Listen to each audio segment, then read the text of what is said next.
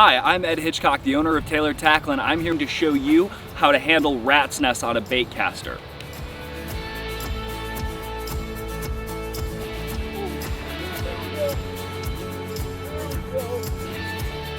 Oh, that's so much fun.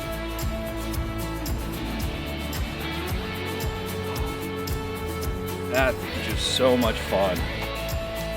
Oh, on the topwater frog, popping it. He jumped out of the water to grab it. Oh, it's just so much fun.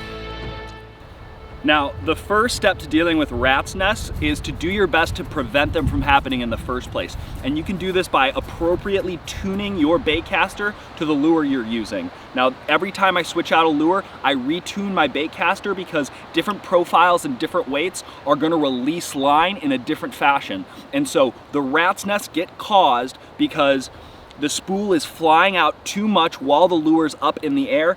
If I throw on this frog right after I threw a really big, heavy spinner bait, right, this is gonna have a lot more aerial time and less weight than the spinner bait that I was throwing. And what's gonna happen is we're gonna cast it out. This is gonna be up in the air, and while it's up in the air and slowing down, because it's in that arc, our line is gonna be spooling, and the weight of this lure isn't gonna keep it taut. So then all of that line builds up back here, and it pools out, and that's when you get the rat's nest. You get it from the backlashes. And so we wanna prevent the backlashes from happening, and then we're gonna show you how to deal with them when the rat's nest inevitably happens, right? So to retune this, right, I'm gonna take my magnetic brakes and I'm gonna set them to 0 in the beginning, at the minimum, right? And then what I wanna do is take my spool tension knob and I wanna turn it all the way up.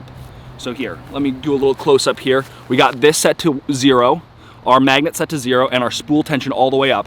And what should happen is our lure shouldn't drop at all. It should just sit there when I click that button right there, okay? Now what we wanna do is we wanna click that button one more time, and we're gonna take our spool tension and we're just gonna lightly open it up until that lure starts dropping on its own. See it falling down there? Now we want it just a little bit lighter. We don't want a free fall, we want like a slow and steady drop here.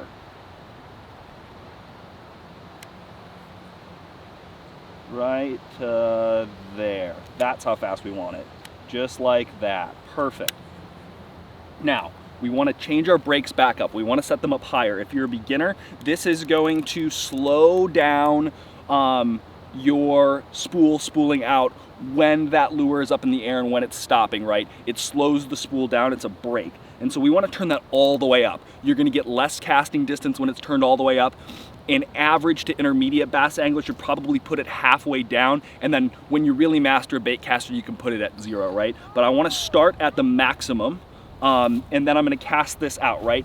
And the last step to really focusing on reducing these backlashes are to feather your spool with your thumb. So while the lure is traveling in the air, you're feathering the spool with just the bare skin of your thumb so that the line doesn't go backwards, the spool doesn't go backwards and the line doesn't pile out. So we're gonna cast this out, I'm gonna keep my thumb on top of it, feathering it, and then right before it hits the water, I'm gonna stop my thumb. Just like that, right? Now, if I wanted to cast a little bit farther, I can loosen up my spool tension and I can lower my brakes down, but I run the risk of getting a backlash. Now, when I'm bringing it back in, I wanna make sure that my line is taut. I don't wanna have some extra line here and then reel it in loosey-goosey, because then that line's gonna get kind of jumbled on here and you're gonna get backlashes and rat's nests from that too. So be careful on your retrieves, making sure that your line is flowing back and forth steadily and it's tautly on your spool. Now, let's say that I purposefully set my tuning off, right? So it's going way too fast. Look at that frog, it's just flying down to the bottom there. And I turn my brakes all the way off, right? And I don't feather my bait caster, boom, there's a big rat's nest, just like that. That's what happens. All right, so we've got a rat's nest here. What we're gonna do is we're gently gonna pull our line forward. Now, the moment that this gets trapped back down on the line right there, right, we stop pulling. There's line on top of it, and that's what's not clearing it out. So you gotta pull this line on top of it and make this loose first. Then you can peel again. You're removing that line that came spurring out, and now our line is trapped underneath it. That's what's getting stuck. So we've got to move this top line first and then peel. Then we keep peeling until it gets trapped again. We find these loops here and we pull them again. We pull them out just like that. And then we try again. And we keep working our way down until we remove all of these loops.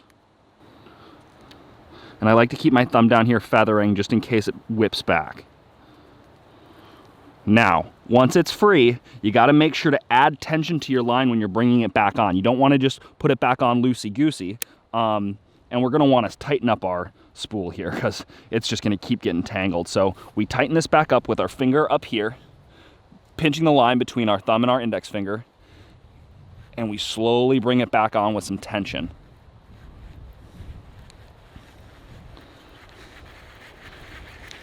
Now, a really cool feature that we have on this rod is that, let's say your rat's nest just gets totally out of control. The backlash is nuts. There's nothing you can do about it when it's in this spool, but it would be a lot easier if you could unravel it out, right? And so we have this pop-off spool on our largemouth bass bait casting rod and reel where we can pop this off here.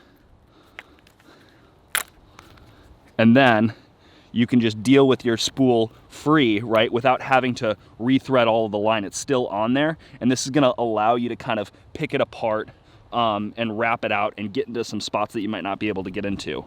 Lastly, I like to bring a pliers when I get to this stage. If it's this bad, then I can use the tip of the pliers to kind of pull out the loops, but it's the same process. We're just pulling out those loops and then pulling the line back through. This makes it a little bit easier when it's just too deep in there. Otherwise, just keep pulling those loops up and then dragging your line out. Pulling the loops up, dragging your line out.